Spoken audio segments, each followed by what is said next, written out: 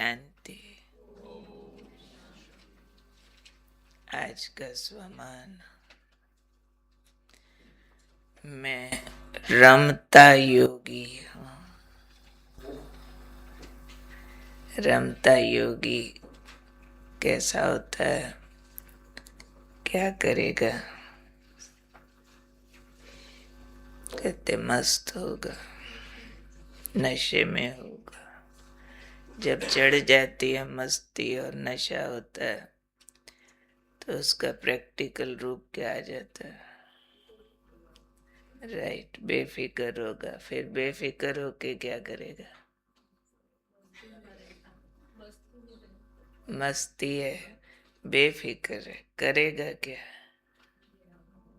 हाँ जी, नशे में झूमेगा। और कर्म उसका बताओ क्या होगा? रमता योगी है, मस्त है, नशे में है, बेफिक्र है, ज्ञान रत्न बांटेगा। किस हद तक बांटेगा? रमता योगी है ना, हाँ? जब तक औरों को नशा न चढ़ जाए तब तक बांटेगा। पीने वाला पिलाता जरूर है, जो मिलेगा उसको कहेगा तुम भी पियो, तुम भी पियो, है ना? उसको कंपनी चाहिए। तो आज बाबा ने कहा रमते योगी जो होंगे ना, बाप को प्रत्यक्ष कर देंगे। ऐसे सहज योगी होंगे। और परमात्म प्रत्यक्षता का कारण कैसे बनेंगे, उसके लिए बाबा ने 3 आधार बताए। परमात्म प्रत्यक्षता के 3 आधार है। एक सत्यता, दूसरा स्वच्छता, तीसरा निर्भयता। तो रमता योगी में ये 3 चीज होंगी पक्की, सत्यता, स्वच्छता और निर्भयता। तो आज बाबा ने कहा परमात्म प्रत्यक्षता का आधार है सत्यता, और सत्यता का आधार है स्वच्छता। और जहाँ सत्यता और स्वच्छता होगी वहाँ आएगी निर्भयता। भय माना ही कोई अस्वच्छता है, वो डराती है हमें। तो बाबा ने कहा जरा भी अस्वच्छता ना हो, जरा भी सच्चाई सफाई की अगर कमी है, स्वच्छता की कमी है 3 बातों में। किस किस बात में सच्चाई सफाई की कमी काम करती है?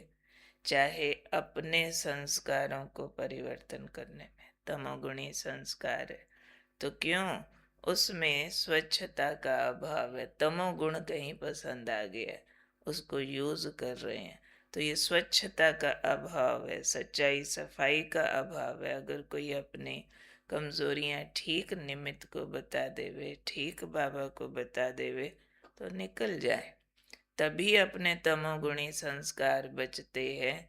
या स्वच्छता का अभाव है, यानी अंदर सफाई, जो मैल ना हो, तमोगुणी संस्कार मैल है, उससे कहीं लगाव हो जाता है, उसको यूज करते रहते। या फिर उसमें सच्चाई का अभाव होता है। तो जरा भी अगर सत्यता या स्वच्छता का अभाव है अपने पुराने तमोगुणी संस्कारों को बदलने में, चाहे दूसरों के साथ मिलजुल के चलने में, चाहे फिर जो ईश्वरीय सिद्धांत हैं उनको स्पष्ट करने में भय है। इसमें भी तो कितना भय होता है। भय भी क्यों है? क्योंकि कुछ न कुछ अंदर स्वच्छता कम है, अंदर सच्चाई कम है, या अभिमान है, या किसी और प्रकार का डर अंदर बैठा हुआ है, जिस कारण ऊंचे सिद्धांतों को स्पष्ट नहीं करते। बहुत भाई बहने कहते कैसे कहेंगे हम बार का नहीं खाते, लो ये कहने में भी डर, बैज लगा के जाने में भी डर, छोटे छोटे सिद्धांत हम पवित्र रहते हैं ये बताने में भी डर, हम बीके हैं ये बताने में भी डर, बाकी सिद्धांत तो फिर बहुत बड़े बड़े। बाकी सिद्धांत सर्वव्यापी सिद्ध करना, गीता का भगवान सिद्ध करना, 84 लाख योनियां सिद्ध करना, भगवान ब्रह्मा तन में आया ये सिद्ध करना, और पवित्र बनेंगे तो दुनिया स्वर्ग बनेगी ये सिद्ध करना।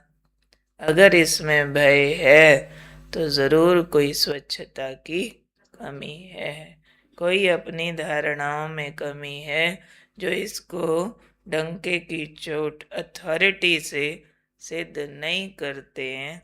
तो पर बाबा ने कहा अब क्या करो, चलो है कोई भय, कोई अस्वच्छता अब तक है कोई, अब क्या करो। अब बाबा ने कहा है सत्यता और निर्भयता को धारण करो, रमता योगी बनो।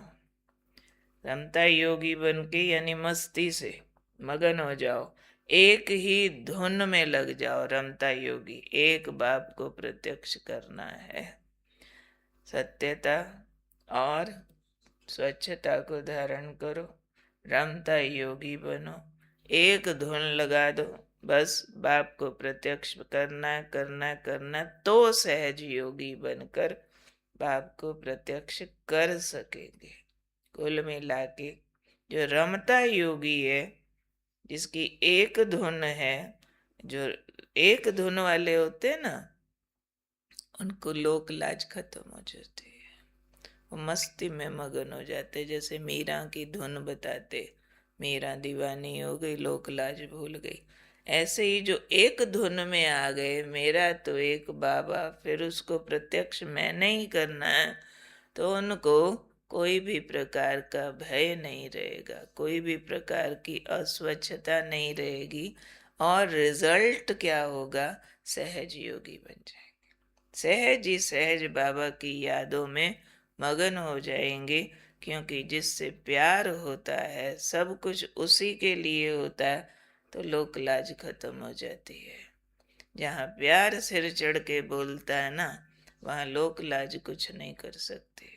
तो इसलिए हम रमते योगी हैं, मस्त फकीर हैं, एक ही धुन लगी हुई है, मेरा बाबा मेरा बाबा मेरा बाबा। उस धुन के आधार पर हम निर्भय हो गए, स्वच्छ हो गए, स्वच्छ अपने संस्कारों को बदलने में भी हो गए, बाप को प्रत्यक्ष करने में भी हो गए। ज्ञान सुनाने में संकोच तो नहीं होता किसी को, होता है क्या? संकोच होता है, शर्म आती है कि हाय कोई क्या कहेगा, मैंने सुना दिया तो। ज्ञान सुनाने में नहीं होती तो इस बात में होती है, हाय फलाने की शादी में जा रहे हैं, अगर मैंने खाना नहीं खाया तो लोग बोलेंगे, बोलेंगे तो बोलेंगे, हमने किसी कोई पाप थोड़े किया है, गलत नहीं खा रहे हैं ना।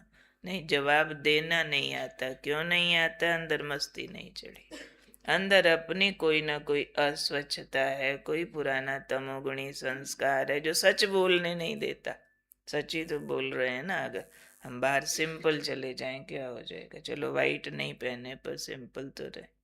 हम अपने ईश्वरीय सिद्धांतों को हर जगह कायम रखें, अमृत वेला करना, मुरली स्टडी करना, हमको ट्रैफिक कंट्रोल करना, हमको भोग लगाना, हमको नुमा शाम करना, हमको बाबा को गुड नाइट करना, हमको चार्ट लिखना, क्या सारे रिश्तेदारों के बीच कर लोगे? कैसे भी लोगों के बीच करना चाहिए, नहीं तो वो सीखेंगे कैसे? अगर उन्होंने कुछ बोला और हम रुक गए तो क्या समझेंगे? कच्चे, कच्चे है या इनकी बातों में दम नहीं है, ये सच्ची बात नहीं है, ये ताकत वाली बात नहीं है। वो लाख रोके फिर भी ना रुके तो आखिर क्या बोलेंगे? मान गए भैया, आपको कुछ तो है, कुछ तो मिला है इनको, कुछ तो पाया है, जो हम कुछ भी बोलते रहे इनको असर नहीं होता। यही हमारी दृढ़ता बाप को प्रत्यक्ष करेगी, यही हमारी धारणाएं सिद्ध करेंगी हमें कौन मिला है।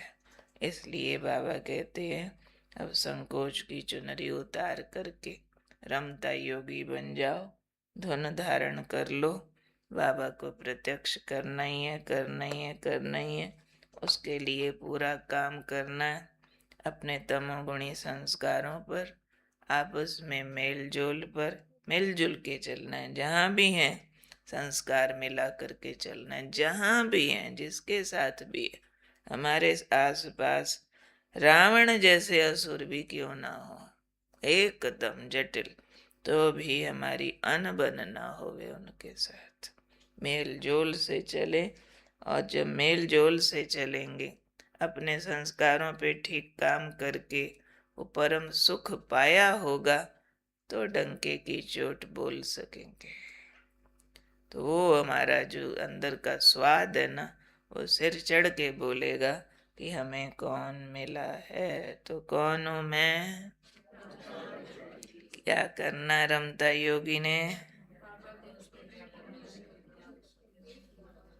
सत्यता स्वच्छता के आधार पर निर्भय, अपने तमोगुणी संस्कारों को बदलने के आधार पर धुन एक रमता योगी की लेके बाप के ईश्वरीय सिद्धांतों को सिद्ध करना सबके आगे, डरना नहीं उसमें, और सिद्ध करते करते बाप को प्रत्यक्ष कर देना है। ओके।